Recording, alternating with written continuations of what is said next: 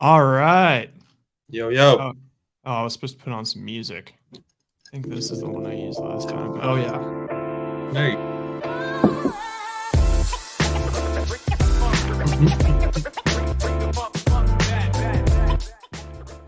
All right. Welcome to another episode of just general football talk with Andrew and Ryan.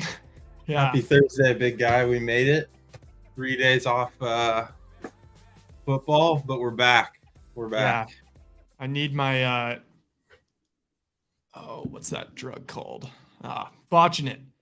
What's that drug called where I need my methadone hit, my Thursday night methadone hit to get me through to I Sunday. thought you were going to say Saturday. Zen. I was going to say Zen, but you remembered it this time. Yeah, I've got it. You know what? I'm going to start off with a quick story time just because I'm a little flustered right now. It's an all-time, for people that know me, it's an all-time Smith move, is like just losing stuff and just that's like it's like been my thing. I'm sloppy. I leave things places. I have huge stories that make no sense that I just put myself into. So I lost my wallet like a week ago. Another classic. Lost it at a movie theater. I've got a tracker on this puppy, so I went to go look for it twice at the AMC. I'm clicking like the play sound. I'm like looking all over. I just can't find it. And I'm like, you know what? It'll turn up. It'll be like at mall security or end up at the AMC whatever front desk people's lair. Yeah. Anyway, so I went back there today and I was like, okay, I actually must get it. I absolutely must. And then it turns out, as I was there, I checked the address. And it was an address in some random part of LA, like 45 minutes away. And I was like, no way. Someone swiped her. Here's $1 million question. If you had the tracking on exactly where it was, why did you go back to the theater instead of checking it before? Well, I should have checked it before. I absolutely should have. But I assumed. I made an ass out of you and me. But then, so anyway, I saw that, and then I talked to the security guy at the mall. He's like, you should probably call the police, file a report, and maybe they'll escort you to this house. Because I looked it up. It was a single-family home. And I was like, you know what? No, I'm just going to march up there, and I'm going to just say, look, it's cool. I haven't called the police, but, like, I need my wallet. I just simply need it. And, like, I have my tracker, and, like, I know it's there. So I was like, drove 45 minutes, and I started getting a little stressed out as to the area where it ended up being. And as I'm rolling in, there's kind of like a lot of homeless people, and it's feeling sketchy. A lot of industrial stuff's going on.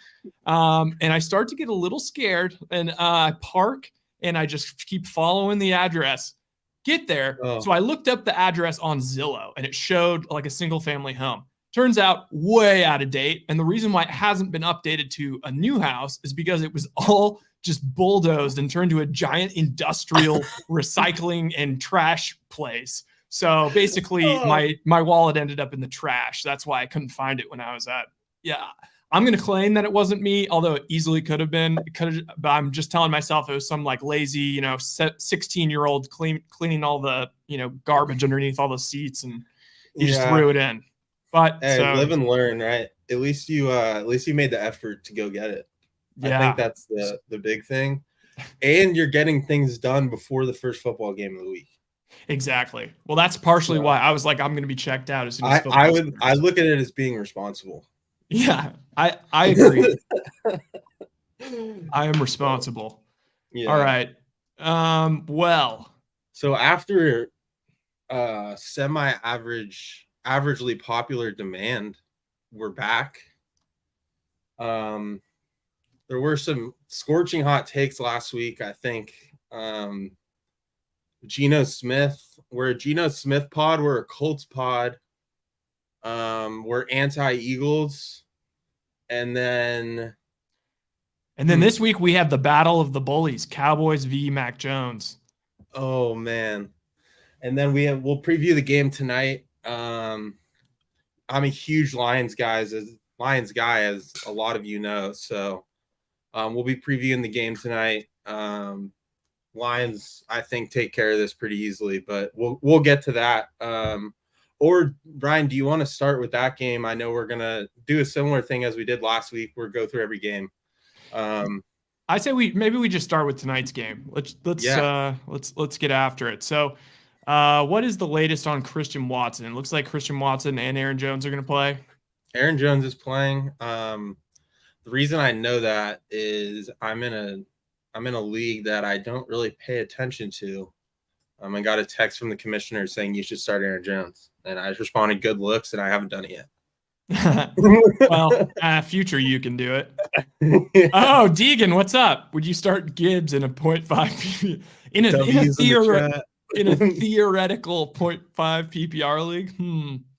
I don't know. I think tonight's game is going to be low scoring. It just tends to be primetime games tend to go under. Yeah, so it's Detroit -2, and then we got the over/under at 45. I know that line has moved towards the Packers. But yeah, what are your thoughts on the game, Ryan? Thoughts on the Packers thus far, and I can kind of cover the Lions. I know we kind of grazed over them last week. It's hard to have a take on Love after 3 games, but so I would say, I don't know, Love's interesting because if you just look at his counting stats, they look pretty good. And obviously, like, they've won these games, but he's kind of like a big play dependent kind of guy. Like he doesn't have like a super high completion percentage, but he seems to be hitting these big shots down the field. So, I mean, with Christian Watson back, that's cool. I actually think a good prop would be to bet under Jordan Love passing yards and over longest passing yard longest pass for Jordan Love over 35. I think that would be pretty money. Yeah, I know. I think through 2 weeks, Jordan Love was the best. I said it last week, the best statistical quarterback. But it's like, what does that even mean? Like, best pass rating, best QBR. I'm not sold on him. I mean, this is a big game, and this is his first primetime game, right? First game on an island. So basically, everyone's going to develop their opinions from forever on out right now. Unless you're a poor bastard and don't have Amazon Prime, but so yeah, he had Bears week 1. I guess we can write that off as a scratch. Falcons week 2, which was a loss, and then Saints last week. I mean, they came back last week, and you lose the Falcons. I mean, we shit on the Falcons, and so I think, I mean, that was in Atlanta, but is a game in Atlanta in a dome that hard to play, like on a 10 a.m. game? And Andrew Nightingale brings up a good point. 50%. Yeah, he's 53% completion. So it's like, that's like what I was saying. He stacks these yards, but they're all kind of big play dependent. And also, to answer your question, Robbie, I think that Gibbs is going to end up about 70 yards rushing and like 3 or 4 receptions. But I bet David Montgomery steals the touchdown. I wouldn't play him tonight. He's playing tonight, right? Yeah, he is. Yeah, he's in. He'll go for like 40 and a touchdown or something like that. Yeah. So I know this line was at 3 at one point, and now it's down to 2. And I know, but the cash is still on the Lions on the public. So I am a huge Lions guy. I love the Lions. In 2021, they were 11-6 against the spread, and last year they were 12-5 against the spread. AKA why I'm a Lions fan. Good teams win, great teams cover. Going into Lambeau, and if you remember last year, this was the final game of the regular season on a Sunday night. Remember, the Lions went in to Green Bay and won, and then they were 9-8, and everyone, this is when the Lions hype started. Yeah. So, someone brought up a good point earlier, is actually Hunt, was, are they going to win 2 in a row in Lambeau? Which, I mean, I'm sure they haven't done in so long. Yeah, that's kind of tough to see. I mean, I really don't even know what to think of the Packers. Like, that whole division is just kind of bummy. Yeah, because it's like with the Packers and the Lions have a good defense, where do you go? Like, I know, like, you have Jones, but like, do you really have a true number 1 receiver? I don't think so. Dobbs is good and has his spurts, but he kind of has trouble catching the ball sometimes. And I don't know what the weather is like there tonight or kind of what's going on, but Jeez, Hutchinson over 2.5 sacks. Goff is like he's a very sackable quarterback. He looks great when he's getting sacked. I mean, yeah, he stays in the pocket. He's having a good year so far, and he ended last year well. He doesn't seem to make that many mistakes, so I'm gonna go ahead and take the Lions at 2.5. We'll probably buy it down to 2. What do you think, and what are your thoughts? I gotta take the underdog. I'll take the Packers just because I think it's gonna be a lower scoring game. And I will All right, say man. big prop is Luke Musgrave. Luke Musgrave's gonna catch a touchdown. I thought you were And gonna def say and Lou over Holtz. yeah, Lou Holtz and over on yards. I think his over unders like 25. He's gonna end up with like 45, 50 yards and a touchdown. He's just missed a couple long touchdowns. Yeah. Laporta. Laporta. He's been good Laporta's too. I know you were high good. on him at the beginning of the season. Yeah, I feel like it's gonna be the same thing we saw week 1 and 2, where everyone's waiting for that Gibbs, like, at least even like a 10-12 rush game, and we're just not getting it. And I don't really know why.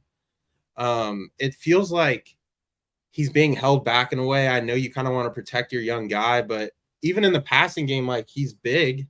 He's supposed to be big in the passing game, but he's not even getting that many touches there. It just seems very sporadic on when he is.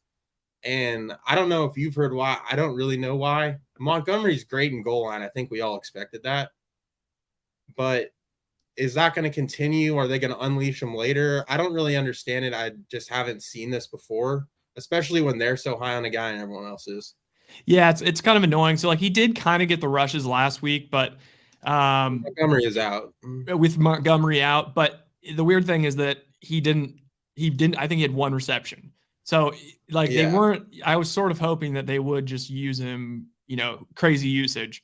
But I mean, I don't know. He's so dang good. He was so good at Alabama. Like there's times I was like, is this guy the best player in the whole country? Um, Yeah. And I don't know if he transferred to Bama too. I don't know if you know that. So he's yeah, relatively old or he was older. ahead of Jordan Mason, who's now like pretty good Yeah. backup at the Niners Yeah. at Georgia Tech or whatever. Yeah, Georgia Tech, that's what it was. The Yellow Jackets. The Yellow Jackets. Um but yeah, he was amazing last year, and it kind of goes back to the question, like, the Lions overall, and I think it's so much hype going into the season. Like, this is the first time they sold out tickets in Detroit in like 10 years, since I think they made the playoffs when Stafford was there a while back. But it's like, number one, how good is their play calling? I think that's definitely up for debate.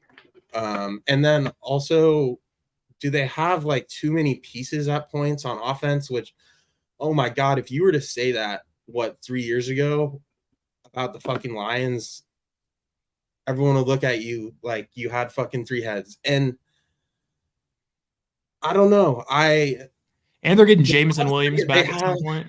they have such a high ceiling almost, which I don't really get. I don't understand, but it is because that division's down. And just last year, I mean, this primetime game, everyone just got so hyped around them. I was already fucking there, but yeah, it kind of sucks because, like, Oh, when I I entered the see Lions, Dan Campbell firing him up in the back. By the way, oh as a kind of Lions fan, like what are you thinking about? Like, what do you actually think about Dan Campbell? Because he obviously is a pretty smart yeah, guy. Like he was the defensive coordinator for the Saints under yeah, Peyton, so like yeah. he's clearly like a pretty He smart played guy. tight end. He played tight end for the Lions too. Played tight end for the Lions. Last Yeah, week, I thought his game plan defensively was fantastic versus the Falcons because yeah, they were basically loaded the entire box and said, "Please, Desmond Ritter, throw a yeah. ball," and he No, can't. I think he's a great, like, everyone loves him. Like, everyone loves Dan Campbell. Whether, like, and I've heard his stories about him being an assistant coach. Like, he got his last job. He was so fired up in his interview. He was like using like chairs as props and like showing like plays. And that's just kind of who he is.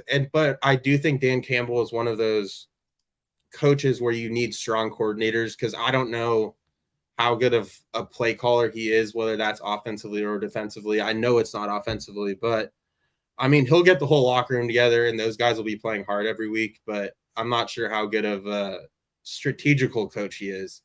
The guy is crazy though. I know like he has like 3 double espressos from Starbucks a day. Like he's bouncing off the walls. I mean, as you can tell, but I mean, he says like man every other sentence too. I don't know if you've noticed that. Oh yeah, that's But great. no, he's a good guy. I mean, like I said, I think he needs strong coordinators around him, but this is a huge game. I think they take care of business, even though I think the public's going to be all over the lines tonight. All right. Well, I'd say that's probably enough on tonight's game. Yeah. Thursday night also just caveat, like it's just I'm always scared to bet sides on Thursday nights. Just it's such a crapshoot. Yeah. All right. So let's go through the games this weekend. Starting London. We'll start in London, 6:30 in the morning our time. Set your alarms now. My buddies helped me out with this actually. We were talking why the Jags are always in London. If someone sent a graphic of amount of games played in London since it started, and the Jags are at like 15 games, and like the Patriots, for example, are at 1. And the reason for that is the Jags owner is from London and is a huge London guy. And they're actually thinking about moving them to London, which I didn't know. Yeah, I don't know how it would like actually work. I'd be so mad if I was in their division. Yeah, like that's the thing is like what I've heard is like for the London thing to work, it almost has to be a full division in London or in the UK. And that just seems like pretty unlikely. Yeah. But that said, it is a home field. You got to give them. So it's Jags -3. 3. Jags haven't looked that good. Falcons coming off a pretty poopy loss. Yeah. Do they have like a home field advantage there? No way. They do. Right? They do. Just as far, I mean, the fans are bizarre. Like they all kind of like dress up in like different uniforms of different players. Yeah. But that being said, there is an advantage to having the experience, especially if you're a quarterback, of having gone to London before. And because they go every year and as an organization, like I think they kind of know how to do it right. So for that reason, there's a lot of small stuff that goes into that, like travel schedule, like how you prepare, small things like that.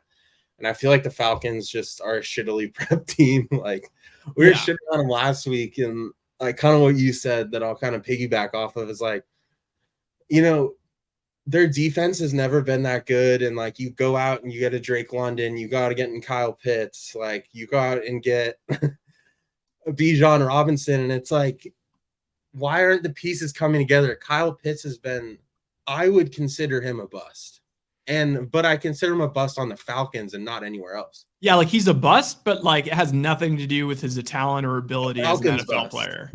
It's like he's always open, and then it's like I will say though, you remember that draft? Like everyone was just jerking off. Like all the film bros are like, "Oh, you guys I might take Kyle Pitts #1. This guy, he's gonna revolutionize the game."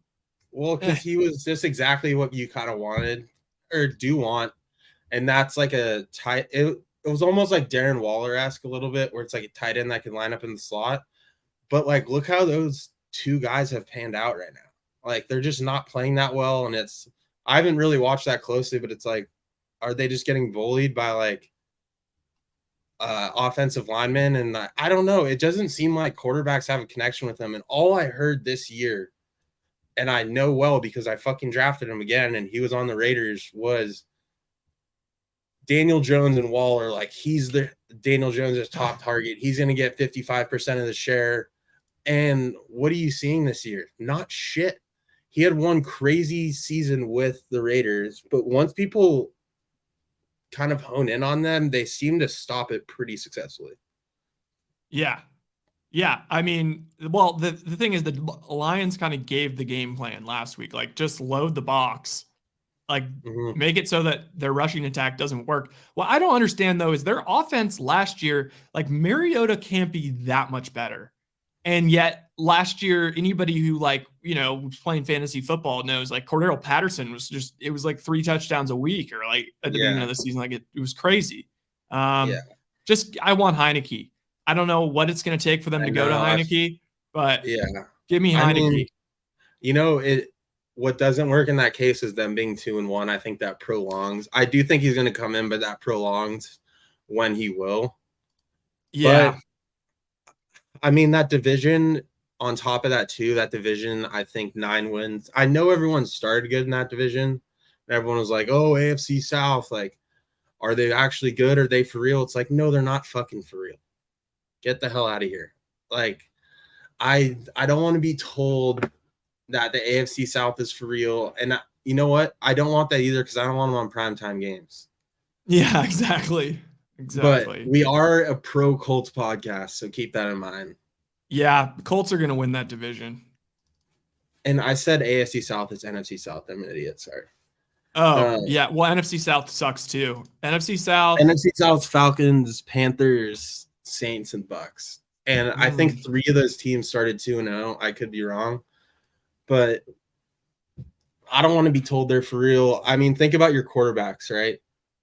Like, I mean, I just don't want to have to watch Ritter in a first round or Baker playoff.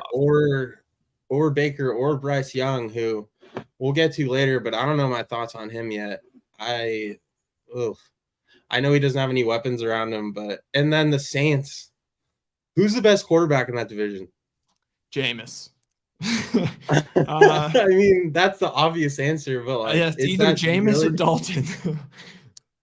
Or Dalton. Okay, it might be Andy Dalton. It might be Dalton. I think PFF had Dalton as like a top 5 pass, like in terms of like his passing. Dude, last week he was fire, but we'll get to that when we get to the game. But yeah. Anyway, do you have a pick on this game? Yeah. I also just want to say that Trevor Lawrence is like I was suspect from the beginning. Again, it's these film bros. A lot of the same guys that like jerk off at the altar of Justin Herbert, which at least like it is actually somewhat it is kind of warranted, but a lot of those guys go way too far with Herbert. But it's the same guys that are just in love with Trevor just because it's like, oh my God, he's got all the tools and all this shit. And I'm sick of it. They're like complaining about drops and it's the offense they're running. Yeah, I remember you saying that. Figure it out. Remember you saying that before we did our first podcast. It's like, I love that this is happening because all with Herbert and Lawrence, and then all the draft nerds and stat nerds are like so all over Lawrence and Herbert, and then you just see Tua go the hell off. Yeah, and like those guys are the opposite side of Lawrence and Herbert, which is great to see. And with Lawrence last year, it's like he went from with Urban Meyer, which was like a disaster. And you know what? That's fine. I can barely even remember that happened. Yeah. Well, and they went like 3-13. He had the Urban Meyer year. And I think Ridley came out last year and was just like, see what happens when you have a good coach or whatever. And but then all of a sudden this offseason, when I'm watching shows, it's like, is Lawrence a top 5 QB? It's like, whoa, pump the fucking brakes here. Like, he won 1 playoff game. Like, what are we talking about? Yeah, and like people left like some like I'm not super high on Burrow, but what has Burrow not proven to you that he's better than Lawrence? Yeah, I'm seeing a lot of like guys coming out of the woodwork, like kind of bashing Burrow this year. Weird. Just like, I mean, he's like clearly has an injured calf. I see it kind of, but still, like, those are the same guys that have Lawrence above him. Either way, I mean, this is a huge wake-up call. This is a pretty big fucking game for them. If they start 1-3, that's rough. And there's a lot of teams this week that are on the borderline of going 1-3, and we do have a lot of 2-1 teams that are average as shit. Average as shit. So yeah, I think that the bet is to bet on the Falcons. Bet on the Jaguars. Yeah. Next game I have on here, game of the week. Oh, yes. Game of the week. Dolphins at Bills. So over under 53.5. Bills are -2.5 at home. What are your thoughts? I mean, the first thing that, jumps out, you look at the line, -2.5. So that's like basically saying that Vegas thinks the Bills are a better team. Because Yeah. I'm pretty sure the new age thinking is like home field is 1.5, 2 at most, but 2.5. I don't know. I mean, part of me is like, oh, well, And even more to that point, real quick, even more to that point, it's going to be 62 degrees there. So it takes away that cold weather shit. But keep going. yeah, I would just say I would say I'm leaning towards betting the Dolphins. I think that this is like it's there's a possibility this is like got Golden State Warriors sort of offensive potential. It's sort of like that first year when the Warriors really popped. Like they might just like house teams for like the first like Bringing eight in the weeks. Warriors. Yeah, I have to bring in the Warriors. I think they might just house teams for like the first like 8 weeks of the season until Tua gets Yeah. injured or it starts getting colder. Mhm. Um, Yeah. I mean, The cash is 81% on the Bills. yeah. Whoa. I mean, you got to fade the public there, but that's like smart money. The tickets are pretty split. But I mean, oh, I'm a big PFF guy, as everyone knows, but 57% win probability, like that doesn't seem like a lot on Bills. I personally will be on Dolphins, and I just want to fucking root for the Dolphins. Yeah, exactly. Yeah, It's way more fun. like Is Draymond Tua? That's a good question. I would say no, I mean, Merva. no. I mean, in this situation, who else would he be? Uh, I mean, if Steph Curry's probably Tyreek Hill. Jalen Waddle is Klay Thompson. So like also like a fire, but not like to 3-point shooter, but like not to the level of Tyreek. I don't know. Yeah, I think probably Draymond is Tua, except for And I don't know. then yeah, Draymond's not quite as brittle, but yeah, I would say that is the comparison. But yeah, I yeah. mean, I think yeah, I think Dolphins. Like I said, I want to be on the Dolphins. I think buying points there, getting it to 3.5, I think is fair. Either way, this is just such a good game for so many reasons. Like Bills are 2-1. It was a get right game last week. I mean, going in 1-2 would be nuts. I think would make it even more crazy. This game should be on Sunday night. Holy shit! Like we said that before, and we have fucking Zach Wilson on Sunday night. But it is kind of nice. Like we get this to start the day. Like this, it's not like this isn't going to be all over fucking red zone the whole time. I mean, this is must watch TV. I mean, the Dolphins just scored 70 goddamn points. Like, I don't think I can't remember seeing that since I've been fucking alive. no, you 70 haven't. You points? you haven't seen Yeah. it since you've Okay. been alive. Thanks. Thanks. But well, I think the most interesting thing for me in this game is like I want to get a feel for this Dolphins defense because they do have Vic Fangio now. Just haven't really been tested. Week 1, I mean, Herbert, he put up 34 on them. Patriots game, and then Denver, they ended up with 20 points, but it's just because of the game. I don't know how good their defense is. The Bills definitely have a good defense, but also they're pretty like they're pretty pass rush dependent. Like they're trying to get after the quarterback, and Tua gets the ball out in like 0.1 seconds. I almost So, don't want their defense to be good, so they have to outscore everyone. dude, what are we thinking about Josh Reynolds tonight? I mean, he's like the classic, like you would not be surprised if he caught a touchdown. Yeah, or like I could see like 5 catches, 47 yards, and a touchdown. Yeah. I mean, if I you're like looking for a him. I like lock, him. I like him a sucker for score bet too. okay. I mean, I like Musgrave. I like spamming Musgrave. All Um, right. I don't know Pro about, Musgrave podcast. yeah, what'll be interesting to see about just pivoting back to tonight. It'd be interesting to see like who really kind of, um, Dude, they who did gets, Goff dirty on the homepage of ESPN. Sorry, look at that. what is it? You see him? I just see Matt McAfee really red with his classic tank top. Look at his forehead. I can't really see it. Is it just pretty bruised? No, it's just like he has the Peyton Manning forehead going. Dude, Rasheed Rice. I don't know. Yes. Rice. Yes. Yeah. I get. Eh. I don't know. I think Mahomes is going to want to put on a show. We haven't gotten to that game yet, but Yeah. Rice is like just bizarrely getting like he's getting a lot of very good. He had that touchdown called back, I think, last Yeah. week. Um, Yeah. And there's going to be a ton of attention on Kelsey as always. Tony's been absolutely MIA. That MIA. guy, oh God, he's like the opposite of what Tyreek is. Yeah, the Like, opposite. Wait, yeah. but one more thing on tonight's game. It'll be Oh interesting yeah. to Well, who do see you from like? Who do you like? I'm tonight. also putting down our picks so we can see um how we did like for the week, All and right. then we can have our records. But I know you had Packers tonight, and then what do you have in this Yeah, I'll game? take Packers tonight. And then this game, Bills, Falcons. Dolphins. Oh, give Oh me yeah, Dolphins. Falcons and Dolphins. Okay, Oh wait, not Falcons. Jaguars.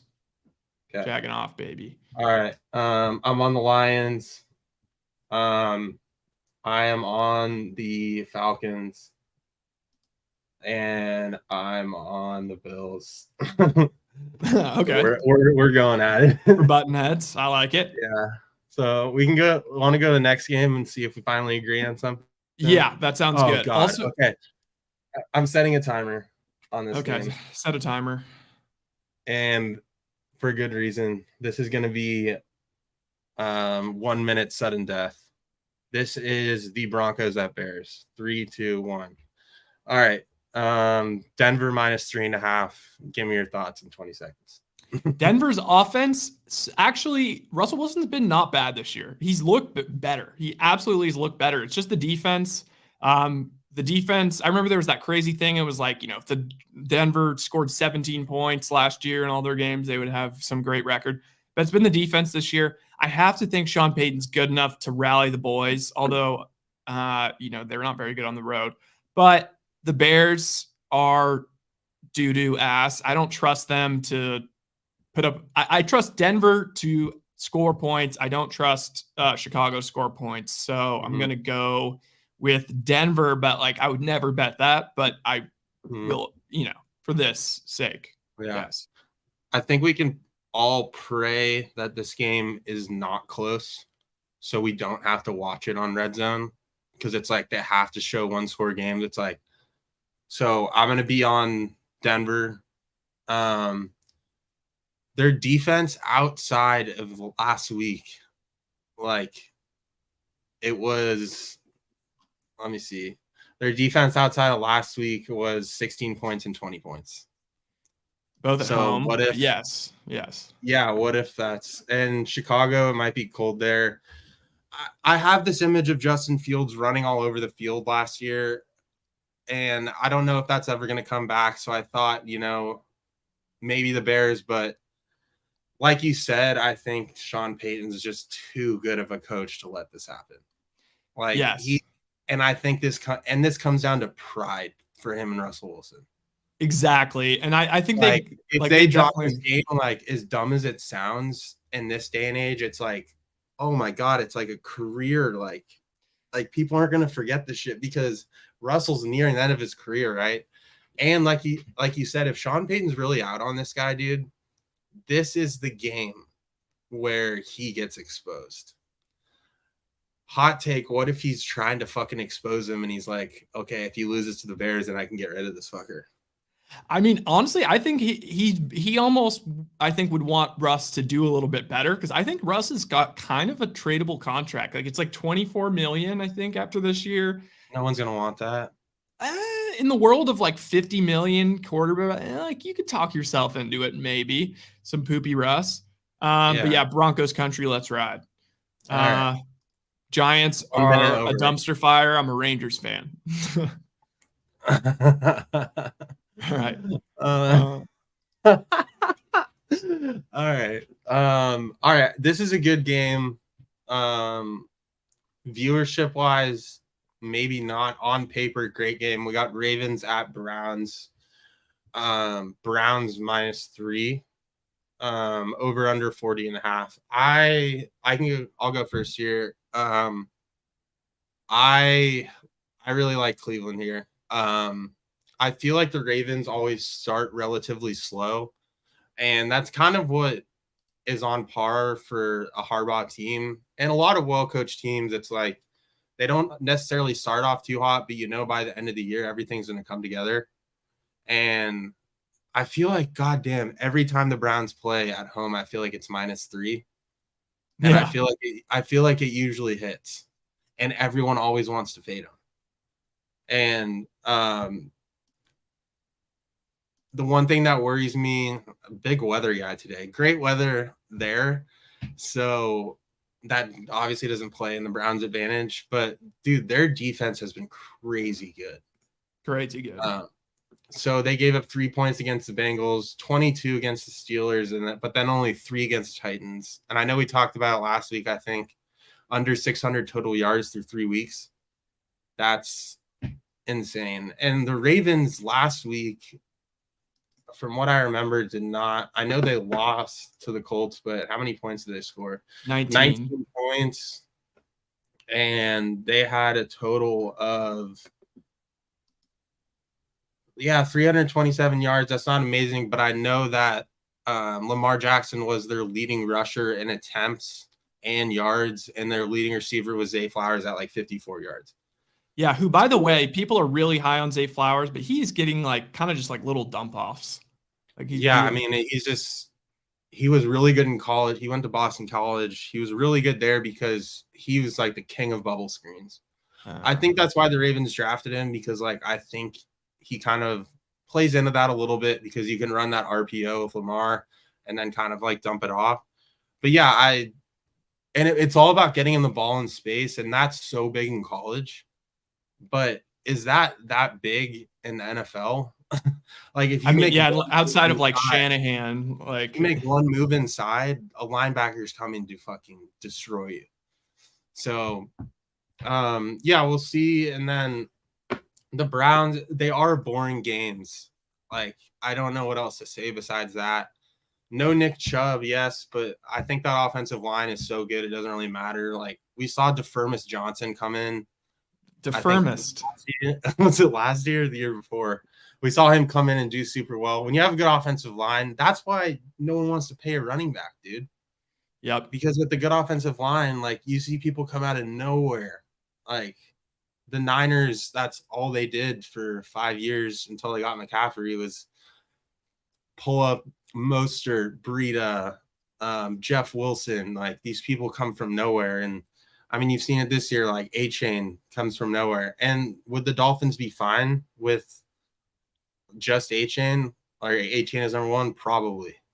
So yeah, what are your thoughts on this game? Who do you like? So it's mostly, I like the Browns. So we're aligned. I think there we go. I've not been impressed with the Ravens. Week 2, they beat the Bengals, and a lot of people made, they were talking about Lamar had kind of an MVP performance. It was a good performance, but overall, I'm not very stoked on this new Ravens offense. I'm not really seeing much. Like it is very Lamar dependent as of right now. And they haven't really played a team that can like super test their secondary, and their secondary is all banged up. So those 2 points. And then I think it's mostly about the Browns, though. Is this potentially kind of an all-time defense? Who knows? But, as of right now, it's looking pretty good. And there's a chance that it really is. And we're just getting in on it early. But my biggest point with the Browns is last week was huge. So Deshaun Watson has his best game as a Brown. Passing game got opened up. They just kind of didn't run the ball as much, which is kind of fine. They had Deshaun in shotgun. Now, I don't know if that had more to do with the Titans being kind of like a pass funneling team. They don't allow you to run, but everyone can pass on them. I don't know if it was that, but apparently Deshaun Watson, there's some thought out there that he maybe is not very fast at processing, and that all of these, the way that Cosell say that. Yeah, Cosell said that. And so all of these, play action, all this stuff, like, it takes him a while. He turns around and he doesn't have much time to read everything versus now he's in shotgun and it kind of gives him the, whatever. He's able to see the field better. So I think that bet on that. I think that there's a good chance that that is true. And Jerome Ford, like he made a great play at like a receiver play as a running back. So I think they're just going to be passing more. And I think that does not bode well for the Ravens. Plus the Browns defense looking awesome. So yeah, Browns all the way. Yeah. I think one last thing, Myles Garrett's crazy good. Also like they still have Clowney. He kind of feels like he's in that Khalil Mack phase where it's like end of career, but you're still productive. And as much as he can be in there and open up, as much as he can be in there and open up the other side. One last thing also with Deshaun Watson processing shit, he was so good on the Texans with no offensive line and no run game. If he has a run game, that just obviously opens up more time for him. So I think people are going to be watching this game as a big game to see what Deshaun is, because I know it's been brought up in the media a ton because he finally had his first good game. So now it's like, okay, do we put him kind of a tier above? But yeah, this is a huge game for that. And I think we'll kind of know after. All right, I'm down to move on to the next game first. Oh, I'm getting spammed by there's some bots in the chat. Some bot named Andrew Doring. Do you think Brian Robinson and Najee Harris are an effective half PPR RB1 and flex? That's what I'm rolling with in one of my leagues. Najee has so much poo in his butt, but I'm still banking on the fact that he played the Browns defense, which is, who knows, maybe all time. They're shutting down the run. Henry had nothing versus them. And then he played the Niners, which is brutal. And then, he had kind of an okay game versus the Raiders. Didn't get in the end zone, but I don't know. I'm giving him one last chance, and then Jonathan Taylor's coming back, baby. Yeah. All right. We'll see. We'll see. So next game, Bengals at Titans. Bengals getting 2.5 points, or favored by 2.5 points. This over-under is wild, 41. So we didn't have much time to really pay attention on Monday night to the Bengals game, but it was a good defensive performance for them, it seems like. But Burrow is like still nowhere near looking back, and it seems like all the like social media doctors and stuff are saying that calf thing is something where maybe if he sat out for like 5 weeks straight, he could kind of get past it. But the way it's going right now, it's basically, it's going to be like this for the rest of the season. So that's not great. Now the Titans. And Ayuk's better than Jamar Chase.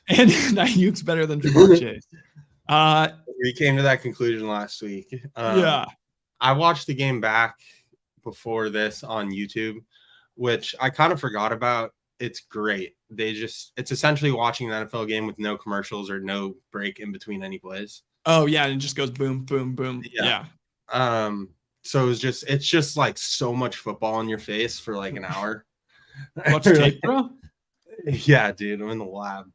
But so the Tannehill's so 50-50 every week.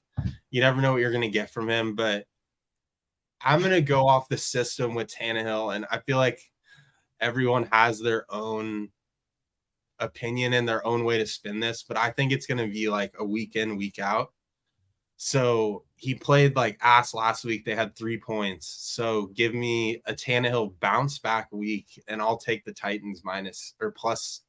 I'm hoping that line gets a 3 before game time, but I'll take them with the points at home. Inner AFC game. I feel like AFC, NFC games get a little tricky sometimes because they don't play each other that much, but I feel like the Bengals and Titans, they're in the same area and they play each other like at least once a year. So I'll take the Titans at home with 3 points. So yeah, with this game, like it gets me thinking about like the macro on the Titans season, because Tannehill has looked like shit for 2 weeks. He looked kind of okay, somewhat serviceable versus the Chargers. But like, at what point do they roll out?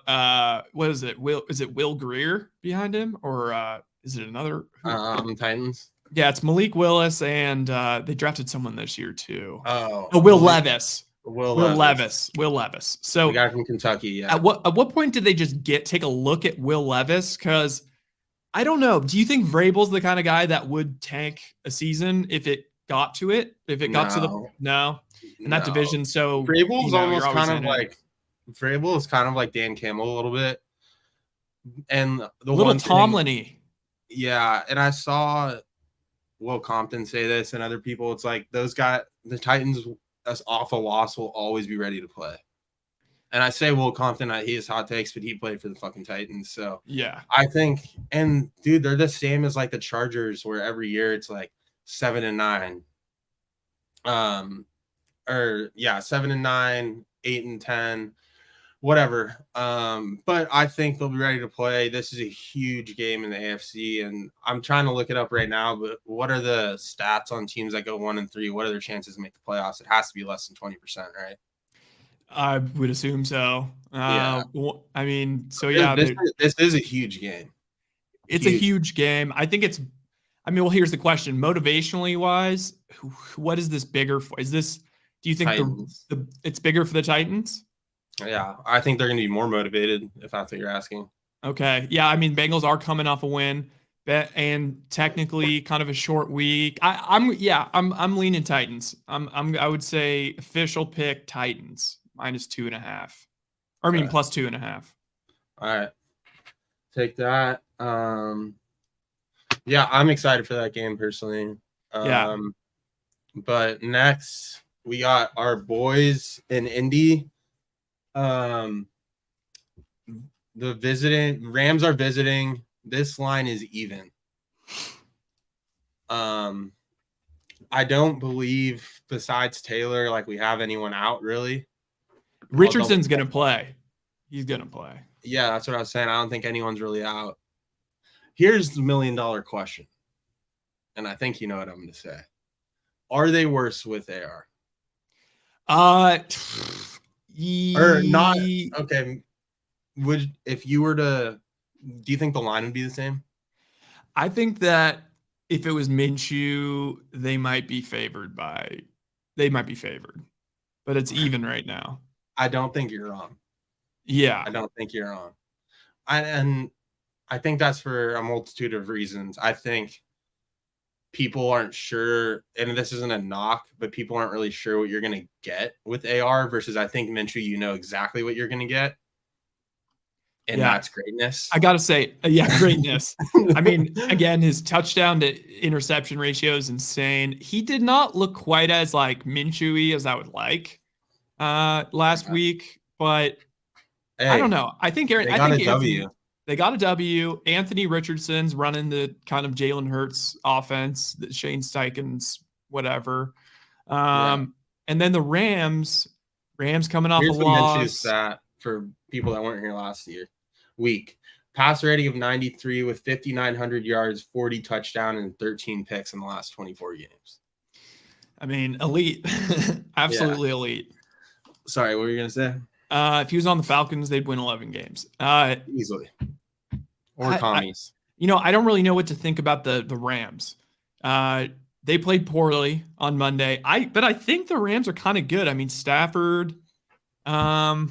Shoot. I mean, the Colts are 2-1. This is a tough game to handicap, but I'm going to say that the Colts roll because we are a Colts podcast, and I believe in Steichen. Colts podcast. Yeah. West Coast teams don't always play good East Coast time zones, so because people forget it's an early ass game, 10 a.m. And the Colts the Colts defense looks good. Yeah, they're always solid. I mean, pro Colts pod, and the Rams lost to the Bengals. Yeah. So do you think, last question I have on this one, do you think, it was on Monday. So they haven't been home. So they've been staying somewhere. Yeah. So that maybe factor that in. And I do think that in a weird way, that's a short ass week too. It's a short ass week. I will say, in a weird way, the Rams loss to the 49ers was like they almost had a letdown game after that because they played so well. They played just about as well as they possibly could. And I feel like they really went all in. And I think they felt pretty good as an organization after that. And Yeah, in a weird way, it was almost like a letdown spot that Monday. I could see that. And I And do, interdivision game. They also came off 2 interdivision games, Seahawks and yep. Rams. And Or I'm a little scared Seahawks of Niners. betting on established good coaches like McVay off of a loss, especially off 2 losses. Yeah. So like my real advice is to probably stay away from this game, but I would bet on the Colts. Yeah. And I'm no, on Wallace has not pierced his nips yet. He just ate a big cake one time. It was bullshit. All right, moving on. Are the Eagles a powerhouse? Oh, okay. So this is the Eagles fan. We'll Okay, get to the Eagles. We'll get to the Eagles. we'll get to the later. Eagles. Um, Bucks yeah, Saints. Bucks Saints. The Eagles are next. So this is the NFC South we were talking about, and I'm so happy this isn't a primetime game. Gross. I'm even though they're both 2-1, I'm uninterested. I don't care. If Jameis wasn't playing, this would be a complete write-off game for me. Yep. But Jameis is the only reason I'm tuned in. But the Saints, between the Bucks, Saints, Panthers, and Falcons in that division, the Saints are the most fun to watch, I think, either way because of their weapons. Because you have Olave, you have Jameson Williams, and he's playing. Kamara's back next week. Shaheed, and I guess like give me the Saints at home -3, but Yeah, I think you go Saints minus home, -3 at home. Jameis didn't look bad. They just were Bucks really Baker looked conservative. bad last week, but Baker looked Baker, bad. How about this? This is a good stat. The Saints defense is awesome. They have not allowed over 20 points for 13 straight weeks. Jesus. I Yeah. feel like Lattimore is so good, but how fucking old is that guy, dude? Dude, I feel well, like here's the thing. he's Speaking like of aging old, the best out of a cornerback. but he is like remember he has that beef with Mike Evans and they beef every Oh, time and yeah. Lattimore usually gets the better of him. So that's Yeah. another thing to handicap is like Evans has been good, but it's Lattimore is going to probably have his ass. Yeah. All right. That's all I got for that game. I mean, Yeah. that's Saints. wow. I'm talking about that game less than the fucking Bears game. But I guess there's bigger storylines in that game between Fields and Wilson. All right, fucking B man, Bale Eagles. man, whenever Eagles. So Kami's at Eagles. I do this thing every week where I'll go on my screen right here and put my hand in front of the lines and see how close I am. I had Eagles minus fucking like 6.5, and it's at 9. I'll let you start here. We are an anti-Eagles podcast, so but go ahead. I'm an we're an anti-Eagles podcast. Not we're lower on the Eagles than the everyone That's else. a good way to put it. Okay, so I think that the Commanders' loss last weekend was obviously horrible. I do kind of subscribe to the fact that like there's a bit of luck to turnovers and same thing with big plays. And like Bill has had a lot of big plays. The Halaban turned the ball over a million times. I think that, and here's the other thing is that Bailman, I think will know this. Bailman, tell me if I'm wrong. But I'm pretty sure that the Commanders, it's one of those weird interdivision things where like the Commanders always play the Eagles tough. So they always upset them or, come close, play them tough. So I got to go commies, especially, Eagles. I mean, technically the Eagles are 3-0. They've covered a couple of their games. But I think the commies were just coming off such a bad spot last week that I would expect them to bounce back, not win, but well, maybe sprinkle a little on the money line, but definitely +9, definitely doing it. Yeah, I think they were, and I'm a complete. All right, Bailman's said Okay, someone's Eddie K24 said fuck the Eagles. Bailman02 said legally I can't say what I want right now. Birds are NFC champs. Hunter P to the Washington thing. All But right, that's we have enough. what they don't. Gorilla nuts, son. I think the Commanders were put in a bad spot last week in the public eye, and I was a And the victim Bills of are that. bullies. Bills are bullies. Yeah, the Bills bullied us. The Bills bullied them. But I think they're in a good spot this week. I think not. I mean, 9.5, and I've operated by this rule forever. Is interdivision games are always close because you know the teams. You play them twice a year. Like Throw you out the know, records. yeah, you know the teams. And throw out the records. But the Eagles are 2-0 against the spread, 2-0-1. I like the Commanders. That's just bias, but I mean, Eagles will roll. I don't know how good the Commanders have been against the run this year, but if you're not good against the run against the Eagles, then you're in a tough spot. I I think mean, the the Eagles at the end of the day, I think this year is all going to come down to coaching because you, again, maybe not on defense, but offensively, you have all the weapons in the world. The running back we forgot to talk about was Penny. You also have Penny in there. oh You yeah, have like the four-headed running back room. And when I say four-headed, every team has four running backs, but four running backs that can actually play. I also forgot to say in regards to the Lions team, we were talking about Gibbs. Yeah. Pretty in hindsight, maybe you should have just kept DeAndre Swift and drafted Yeah, 100%. or whoever who's the Georgia Well, guy. they lost Swift and Jameson Williams. No, they still have Jameson Williams. The But Lions? yeah, but he's like suspended. I think he might be eligible to come back What in are you like a talking about? week. He's on the Saints. No, Jameson Williams.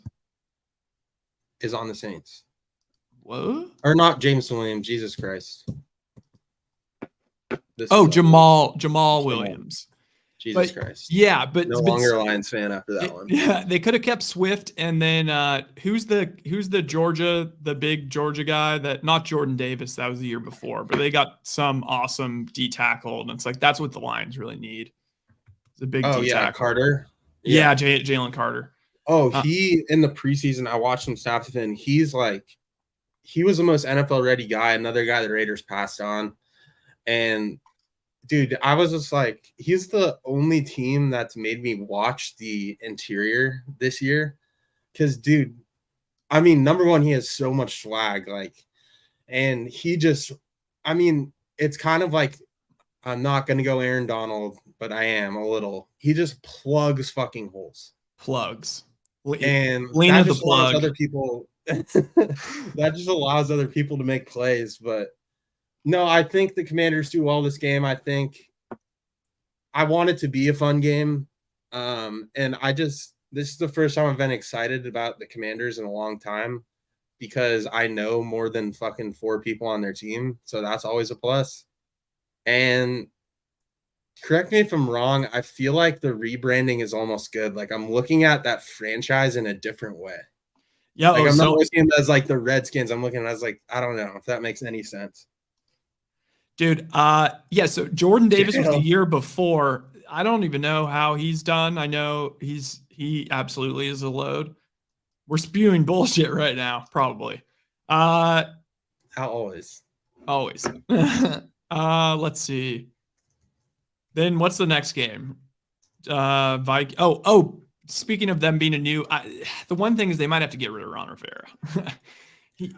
Riverboat Ron. Just the definition of mid. Most excited I've ever been about Commanders. Get the fuck out of here.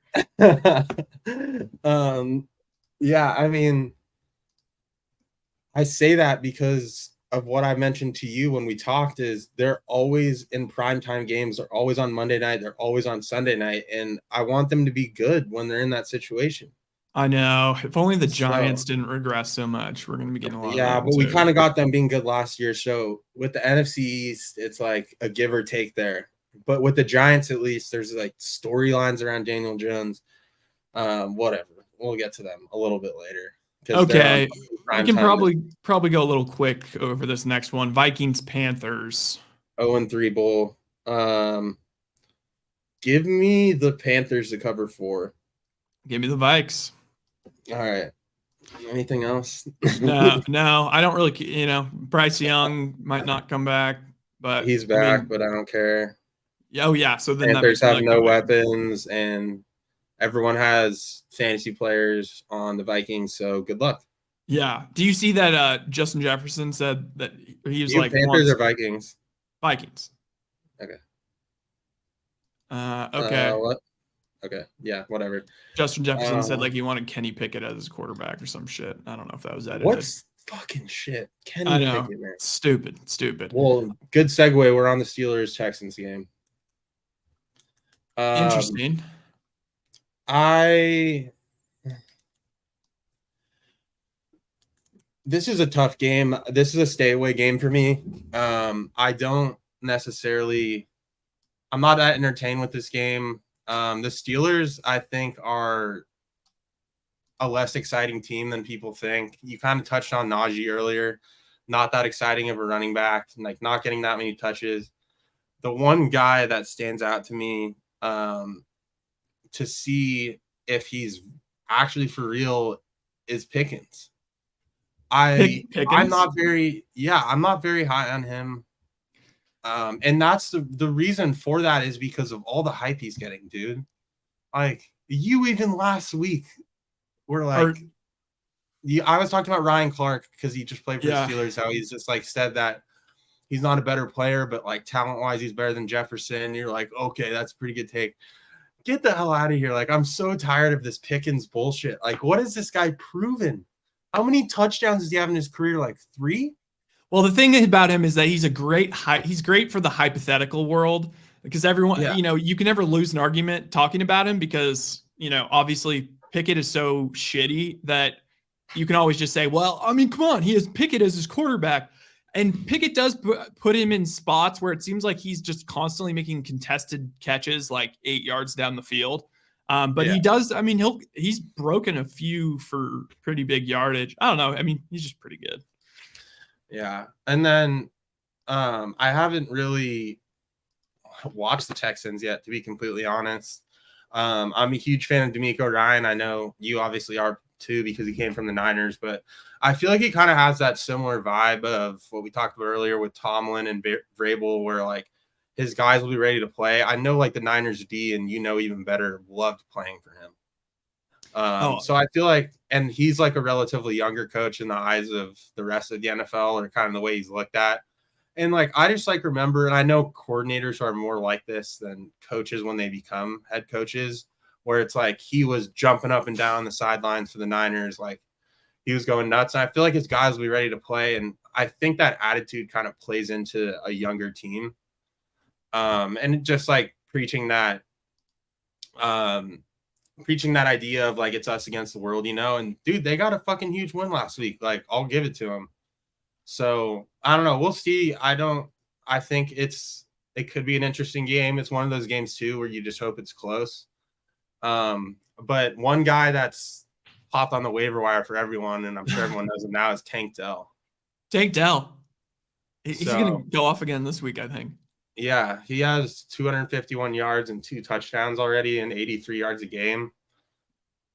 He's solid. And Nico Collins too. Like, I don't know, man. Robert Woods. Last year too, I don't know why he's flying under the radar so much this year, is Dameon Pierce.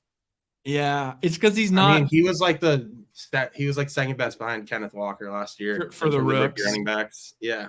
Yeah, they have Singletary, who's just going to be kind of annoying. Like he's getting all the pass game work. I always thought Singletary is like a Kmart brand Frank Gore or something. It's kind of good. I will. You know what? This is a head-to-head because I'm hammering the Texans in this. So there's some like trend. Like Tomlin has all these great trends, like when he's an underdog, especially like primetime games, or when he's home as an underdog. Him on the road as a 3 or more favorite is something abominable. Like I just heard it in a podcast. I think it's like 8-18 or something like that. So that makes me pretty confident in the Texans. Also, just the fact that I think for a young team like this, getting a win last week, it's not going to be like, oh, they're overreact. I think that they're going to be drinking the Kool-Aid. So I don't know. I agree. I I like the think Texans too. I think the Texans can put up points, and I'm not necessarily sure that the Steelers are This going is to a be able big to stay with them. this is a big game for them too. Like because like I mean before like if they didn't win last week, everyone writes them off and like writes off their whole season. And I'm still writing off their season, obviously, but now it's like, okay, can they be competitive, you know? And I think we'll figure that out this week. As much as like the Steelers are kind of like middle to middle lower tier of the NFL, if they can stay in a game, you know, who knows? But you know, it might be a better game than expected. Yeah, if the Texans were tuned too, things would get interesting. All right, Yeah. next we get to touch on Chandler Jones, the GOAT. Chargers, Raiders, Chargers by 5. Um. Ugh. Okay, so start with Chandler Jones. So this guy's having like Antonio Brown esque, schizophrenic CTE skits. Wild.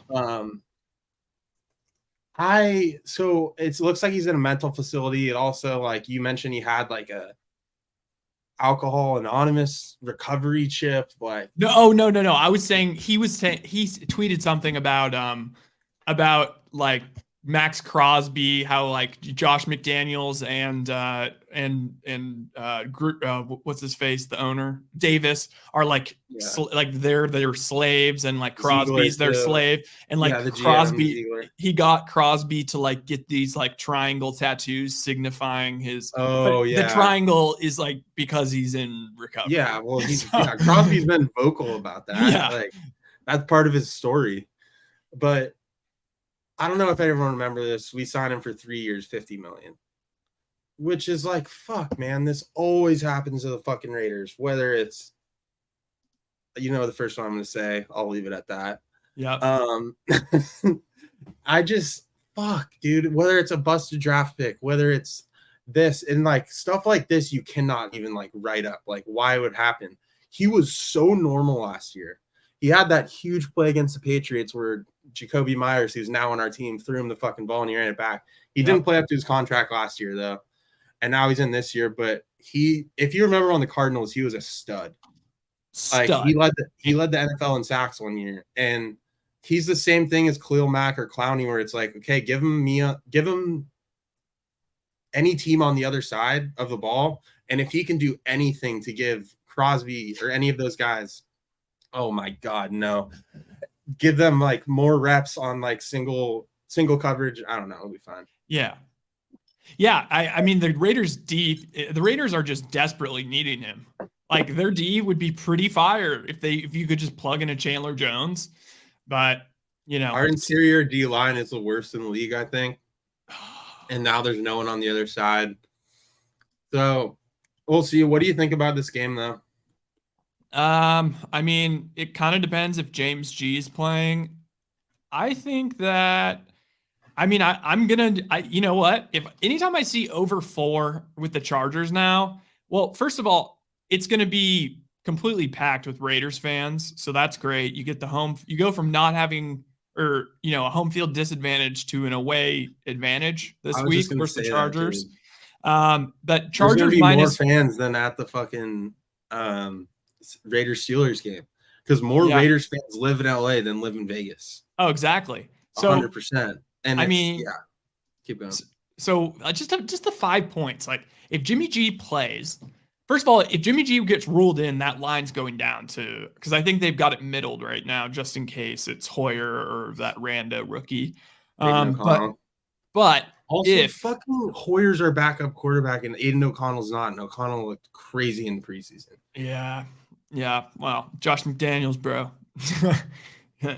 He's got the puppet strings, but fat fuck. But yeah, don't you see like until the Chargers prove otherwise, like we have to just assume the Chargers are going to Chargers, which means they're going to be in a close game at the end. It's not going to be decided by 5. It's going to be decided by 4 or 3 points at the end of the game.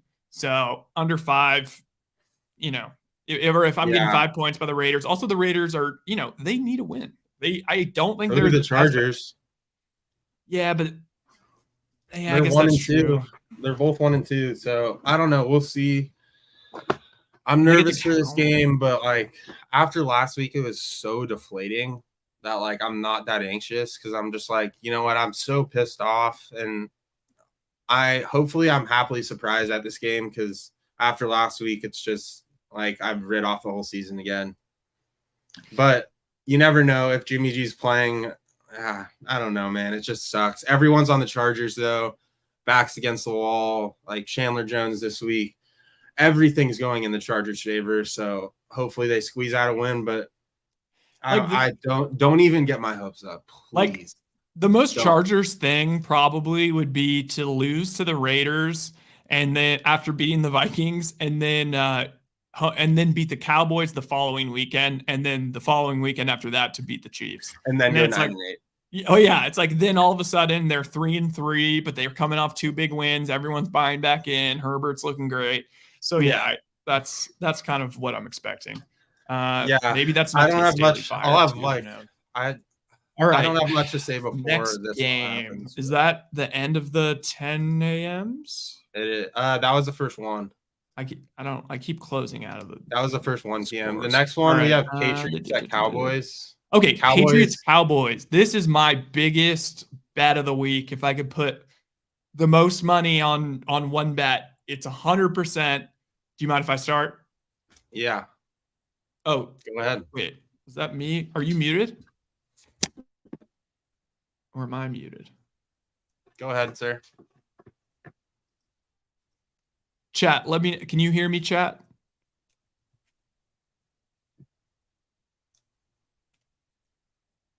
Cass, you can hear me? Yeah. Okay. Well, in that case, all right. I'm going biggest bet of the weekend. I'm going all in on the Pats. Mac Jones, the bully. I just think that this Cowboys team, some teams you lose a game like the Arizona game, and you're the whole team then rallies and you're awesome the next week. I think with all the media attention and they're talking about the goal line, they're talking about the goal line issues and red zones issues and all that kind of stuff.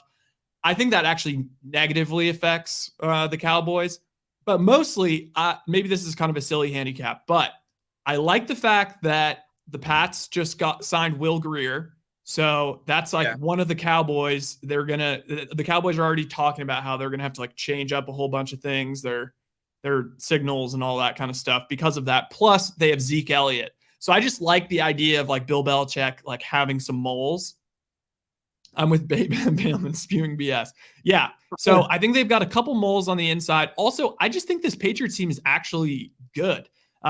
You look at, yes, they lost to the Eagles in a game that they easily should have covered, if not actually just outright won. They allowed 25 to the Eagles. The Eagles, I mean, obviously, Eagles were one of the best teams in the league. Chargers holding the Dolphins. Not Chargers, Dolphins. Holding the Dolphins to 24 all of a sudden looks pretty good. I think this Patriots defense, and then of course the Jets. I think this Patriots defense is, a top 5, top 6 defense in the league. I think they're gonna. And what's the line? It's Dallas minus 6.5. It was 7, but yeah, I gotta go with the Pats plus the 7. Cassidy, I still can't hear you, man. Go into your audio. Go into your settings. Oh no, it turned out it was me all along.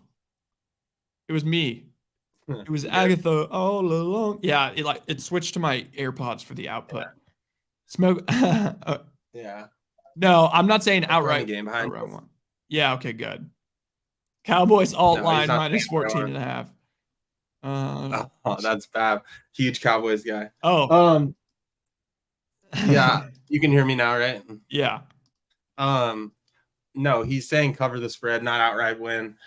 I hate to burst your bubble. Okay, every time I touch a Cowboys game, it goes to shit. I don't know why. They did lose last week, so they're looking for a bounce back. But the big storyline of this game, Dak threw his first shitty pick last week, and it's going to be, is he going to do that against this Pats defense? And that's in his head. You know it. But this game's going to be loud. people, it's the Fox game of the week. People are going to be there early. This is two of the biggest brands in football, 110%. The one thing the Patriots don't have is like that big quarterback, but these are kind of the same quarterback. Oh, I like It's that like take. It's a good this is take. kind of the same quarterback. Like, what is really separating one from the other? The other, Like, does Mac Jones have a playoff win? Dak I'm has not one, sure. right? Dak has one. And Mac Jones does not have one. So, what's really separating these quarterbacks? And the defenses are both good. I think this game goes way under 43. That just screams like a. If it's going to go It way screams under like, 43, though, you got to take the Pats plus the 6.5. yeah, no, I'm on the Pats 100%. I think it Okay. will be a close game. I think the Cowboys win by like 3 on like a walk-off field goal. I think this will be one of the games of the week. It makes up for our fucking 3 afternoon game BS we have again this week. Yeah. But it's a good game because it's the Niners, Cardinals in it, and then Raiders, Chargers. We don't know what's going to happen there, but this is a great game. I think this is the second best game behind. I think this is the second best game behind Dolphins Bills. Personally, like what's at stake. I wish the Cowboys were 1-2. That would make this game so much more interesting. It would, but here's the thing. Another angle leaning Patriots is motivation. So a lot of people again would say, okay, well, you know, they're coming off an embarrassing loss to the Cardinals. They're going to be max motivated. It's a look ahead spot. They are going to go play at San Francisco the following week. So it's a slight look ahead spot. Whereas for the Patriots, they're 1-2. They don't want to go to 1-3 with how good their division is. I think Belichick does everything he possibly can to get this team to 2-2, and then all of a sudden, you know, you can kind of start talking yourself into the Patriots. I like that take too. I feel like it could be relatively easy to kind of look over the Patriots, like especially just kind of what they are now. And now looking at it, the Niners game is Sunday Night Football too. Sunday Night Football. Yeah. Ooh. Yeah. All right. We're all over the Patriots. So I think the Cowboys win, but I think it's kind of like they win by a field goal or something like that. That's what I was saying. Yeah. Yeah. Which I hope that they don't lose, because then all of a sudden I'm a little worried about just the most max motivated Cowboys. Mac Jones is still a pussy. Mac Jones is still a pussy though. Oh, huge pussy. Like that guy, you know, it should be like his punishment if they don't make the playoffs. That guy should like join a fucking wet t-shirt contest. That fat piece of shit. Dude, also, Belichick's going to take away CeeDee Lamb, and then, like, who is their other pass catchers? Like, Brandon Cooks, washed as fuck. Michael Gallup. Michael Gallup. Gallup's not doing shit this year. No, Ferguson. I don't really know why. But have you seen the video before of Belichick? Like, speaking of Belichick shutting him down, that video of him like going up to Ocho Cinco one game, he's like, we're going to double team you the whole game. There's nothing you can do about it. It's like he's just going to do that to CeeDee Lamb, and there's nothing you can do about it. No, he did it to Tyreek. Christian Gonzalez, as we talked about, he was running with Tyreek Hill when they played the Dolphins. He is good. So we'll see. Like I said, I think the Cowboys won by 3. I like that pick a lot now that I'm talking about it more, not just because you have it. Yeah. Maybe even just an under and 6.5 parlay. I think they win, like 2017, somewhere around there. Okay, Sunday Night Football, the Taylor Swift Bowl. She's confirmed. Are we not going to talk about your Niners? Oh, my bad. They're at the top of my things. They're my favorite team. They're my favoriteest team.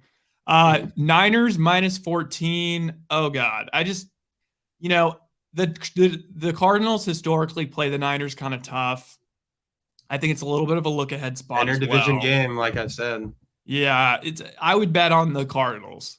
I think that there's a chance that, you know, Niners get up big, start resting starters a little bit, or it just could be just a plucky Arizona team. I mean, Arizona they were not celebrating like, oh my God, it's amazing that we won our first game. That like they looked businesslike after that game. So I think that the Cardinals, you know, I don't think it's going to be embarrassing. Niners are going to win, but it's also a kind of it's an interesting spot with Dallas. I like the Niners here. I like the Niners here. I think the Cardinals are going to come in high off their win against the Cowboys. And I know interdivision games are usually close, but it's the fucking Cardinals. It's True. Josh Dobbs at quarterback. Let's all remember that for a second here. Yep. Like outside of Hollywood Brown, who do you really have? Like I don't want to so the way I put the Texans, I don't think the Cardinals are where the Texans are. No. Because CJ Stroud is a superior quarterback, and I 100% believe that. And this is a game where Shanahan is going to eat them alive. He is going to run the ball, I think, 30 times. He's going to open up with short pass, short pass, short pass. The first Niners drive is going to be 14 plays, and they're going to run it down their throat. And like, I think Debo's going to have 5 catches under 10 yards easily, if not more. I think Niners dominate. I think this game is going to be like one you don't even watch. And it's certainly going to be one that you forget about. Yeah. Like I might not watch. Days. Yes. And you know what? You bringing that up, I think that this would be a good game to maybe, like, if you're desperate in fantasy for a running back and you need to start just an absolute poo bowl. Mitchell. I think Mitchell gets 10, 11, you're 12. Be up. Yeah. Yeah. Absolutely. But I don't know. I do weirdly kind of respect this. I mean, you know what? Overall, this is a game you shouldn't also bet on top of it, Niners coming off a long week because they played last Thursday. So 10 days from versus 7 is always big. Cardinals, just emotional win. Like coming off that, you beat what some fucking idiots had as the best team in the league. Oh man. Yeah, that's all I got on that game. I think the Niners cover, so give me the Niners. Yeah, on to the Swift Bowl. Swift Bowl, KC minus 8.5. I would have expected it to be a bigger number. I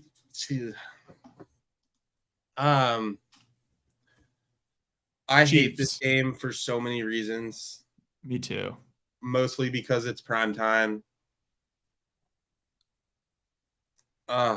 And I knew they weren't going to set the line at Chiefs minus 6.5, minus 7. I knew it. But I feel like when they set it at 8.5, they know damn well that they're going to win by more than 7. Like, and and that's when they set lines at 5.5. And I'm not going to take the goddamn Jets because I don't want to root for them. And I don't think they'll do well at all. But like, was that Laporta in the background? Just got that giant catch. Yeah. Okay. That was sick. But yeah, I don't have much to say on this game. It's gonna suck. But this is a dream for NBC in terms of viewership, because if you're a casual NFL fan, you'll watch the Sunday night game, and this tees it up absolutely perfectly with the Taylor Swift shit with Sunday Night Football. So this is going to be more of a brand growing game for the NFL versus it is like an actual game. Touchdown, baby. Who had that? Amon-Ra. Oh, fire. Let's go. I'm running a DraftKings lineup for this game, and I got him as my captain. Sweet. All right. Jersey swap. Hat swap. Yeah, got to. I'm totally with you. I actually really like Kansas City minus 8.5 in this game. I think because normally you'd be worried about motivation, but with it being Sunday night, Taylor Swift in the building, I think they're going to put on a nice little show. I think they're going to run up. You're going to say that every week, though. Well, I'm just saying for versus a shitty team like this. No, like honest question. Like, are you going to say that every week? Like, oh, Taylor Swift show. Like he's going to put on like. Well, it's Sunday Night Football, and I think they're gonna. The question with the Chiefs is, are the Chiefs bored? Like, are they going to be bored and it's going to be a close game? I think there's going to be motivation to just keep piling on in this game. And I think Kansas City's defense is low-key, like top 5 in the league. So I think that Kelsey anytime touchdown props, let them fly. And I like Chiefs by margin. Yeah. Like I said, I think it's a brand growing game for the NFL more than it is like anything. But hey, we're here for the NFL. That Taylor, that stupid ass Chiefs Chiefs game last week was the highest viewership of any game this year. Did you see his jersey sales have spiked by over 400%? Jesus. Crazy, bro. Crazy. Whatever. Maybe this now girls will end up watching more of football. So us average Joes on Sunday, not that I have a girlfriend or anything, but us average Joes on Sundays can get our girlfriends to watch it, and then we just trick girls into watching Red Zone instead of watching, I can't afford Sunday ticket. We're gonna have to watch Red Zone, but they'll show a lot of the Chiefs games. It's like, okay, like maybe we get girls to finally watch football. I don't know if I want that. It's kind of like if your girlfriend got really good at golf all of a sudden. It's like, do you really want like your one time with the boys to like be like your girlfriend's accompanying you? I'm good with my girlfriend knowing nothing about. I did get some questions though this week. What about your boyfriend? There's nothing worse than a girl like talking about something that's men related that she doesn't know anything about. Like if they came in the room and started talking about football, and then you're just like, oh my God, shut up. Like, Mahomes is so good. It's like, and then they like come over and they like don't bring food.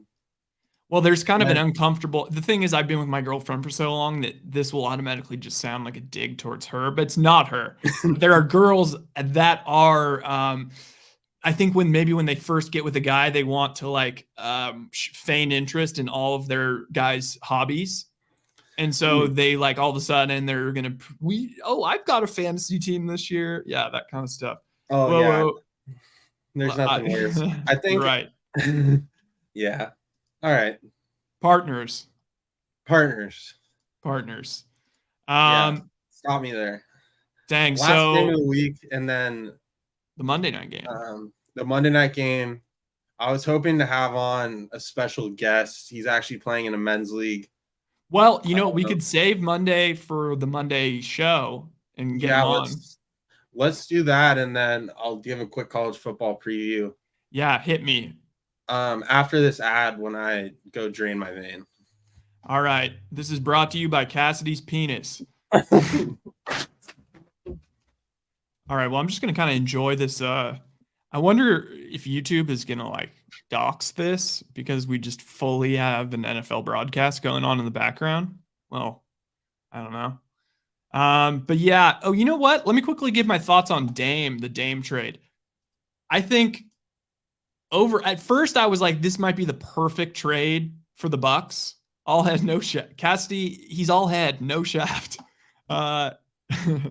Anyway, so I think that the Dame trade at first you're like, damn, what was Giannis's one sort of weakness? And Cassidy, I'm talking Dame trade. Yeah, I'm talking Dame trade real quick. Oh, nice. Let me cook for just a minute. So yeah, you'd think Giannis, he doesn't have a huge bag at the end of games. Maybe he has a kind of a tough time like being that, traditional Kobe Bryant, closer. Well, now you got Damian Lillard. So it really doesn't matter. It's kind of like Shaq. Like Shaq could do it for, the first, 3 3/4 of a game. And then you need Kobe. So that sounds really good. I mean, they need more shooting. They need a, better second option. That now all of a sudden Chris Middleton gets to move into the third option where all of a sudden he's a fantastic third option. I will say though, I've been doing some thinking. I think that my take is going to be, it's not going to be as much of an improvement as people think. Because I think Drew Holiday is that important. I was looking at some advanced numbers. I think that Sixers are the most fraudulent team in the league. I mean, hey, I want Embiid to be on the big stage. I want it. It's just agreed. I also wouldn't mind if somehow they collapsed, and I keep telling myself because Embiid's Under Armour that maybe he'll come to the Warriors, but unlikely. But yeah, I think Drew Holiday is just a pretty underrated player, and I don't think that Damian Lillard, in terms of just pure value, is that much of an upgrade. And yeah, I think Drew Holiday last year was probably their second best offensive player. So I'm not like actually as worried in terms of like championship stuff, but also the Warriors are now like kicked back to, we're just another bozo. We're just another team, another contender now. It's no longer just guaranteed to the finals. So I'm really not worried because they're in the East. Yeah, we got to deal with the West. Anyway, give me Greg Oden over Embiid all day. Yes. Well, Greg Oden, bigger dong. I'll tell you what, Greg Oden. I'm going to bet Greg Oden. Okay, college football headlines, storylines. Get me stoked. So it's hard to come off last week, right? I mean, it was the first time since 2006 where you had 7 ranked matchups before like October 15th. Hot take personally, last week was amazing, but it had so much hype around it where it's like it didn't live up to it. The one game that wasn't ranked was Florida State Clemson, and that one was the best game of the weekend. But this weekend's gonna be great. So the biggest one is USC Colorado. Florida Kentucky is a great game. And then Texas Kansas. Kansas is a sleeper team. They're 4-0, same as they were last year. Damn. And then LSU Ole Miss. And then Notre Dame Duke. Duke's 17 in the country. I don't know if you remember they beat Clemson week 1. They're 17 in the country now. They're also 4-0. Their coach is like super hot in the like, next next anointed guy. Yeah, so it'll still be a great weekend, but then you still have teams I love watching. Like Washington's so much fun to watch. Oregon's going to be fun to watch, but game of the week, I mean, everyone, and I'd be interested to like hear your thoughts on this. I know you've been into college football 100%, but like the most watched game is going to be the Colorado game. Definitely. And is that your game of the week though? I think it's kind of hard to say. I mean, I think the real ones. I guess just another question before you answer again is, even with them getting destroyed by Oregon, it was still the most viewed game in like the third quarter when they were down. Like, are there some people that are like have cable television and don't change over the game the whole time? Like, I don't really get it. Because there was the Florida State Clemson game on. Like, Dion the Taylor Swift of college football? No. He'll get you to tune into a blowout. No, it's just America's team is what it is. I think we talked about it this week. It's like the Cowboys aren't America's team, but Colorado is. Everyone roots for Colorado.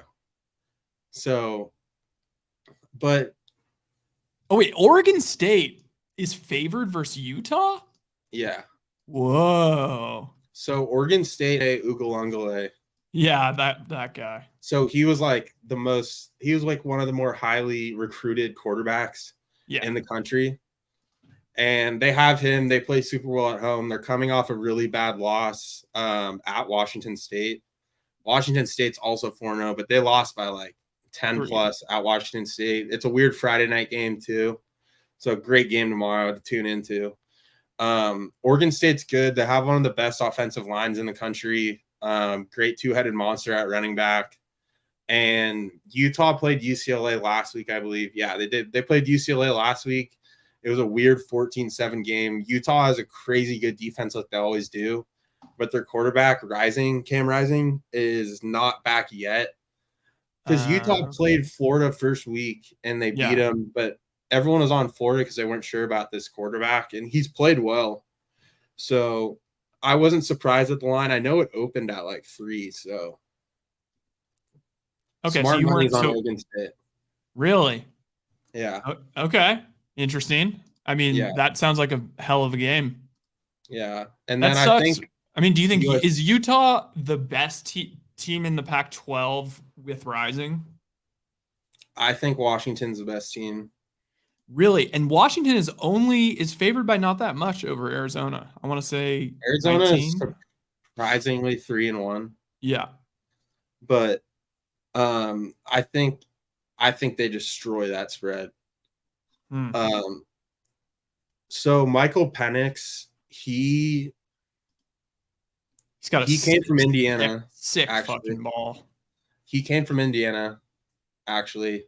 He got on the map when we played Ohio State, and We always play Ohio State well, but he played well. He had like ACL, came off 2 injuries, but he's so good. They have 2 receivers that get over 100 yards every game, and yeah, he is the best ball ever. Like I want him on the Raiders. I don't know. I think they destroy that spread. I think they're the best team in the Pac-12. But here's the thing about the Pac-12 is like, would I pick Utah if I don't know if Washington goes to Utah? Would I pick Washington in that game? No. Yeah, fair. But when you ask me, are they the best team? I say yes. So they play Utah at home. I'll take them at home against Utah. But it's college football. Like it's where you play at home. It's about the home team. Yeah. So And when any night game in Utah, I feel like I'm always taking Utah. yeah. So we'll see. I mean, you also the Pac-12 like shit. So you have Caleb Williams, you have Rising, you have Penix, and you have Shador Sanders. The whole thing is just mind blowing. Bo Nix is in there, and it just makes it so entertaining every week. Holy shit! And it's so good. The Pac-12's finally on the like real map, and now Pac-12, yeah, the last year, of course. But now the Pac-12 is like, people are really going to be tuning into these night games at like 11 Eastern. When that is sick. Even dude, like whoever Washington State plays every week, people are going to be like, who do they got? They have 7, 8, 9, 10, 16, and 19. Yeah. And Colorado. and Colorado. Who was ranked last week, and UCLA, who was ranked last week. So last week they had whatever that was, +2 ranked. Yep. So, yeah, I'm excited. So this week's okay for the Pac-12. It's not amazing because last week was so good. So it's kind of like a week off in a way. And then things start to pick up again next week. I think Washington, Oregon's next week, which is game of the year potential for me. Yeah. It's in Washington too. Damn, well, that gets me hype. I'm going to be watching this weekend just to be more informed for the following week. Damn, are you down to call it? Because I kind of want to go watch this game. Yep. All right. Awesome. I think that was another great show. For Cassidy, for Ryan. Muscle you. Peace out. Later.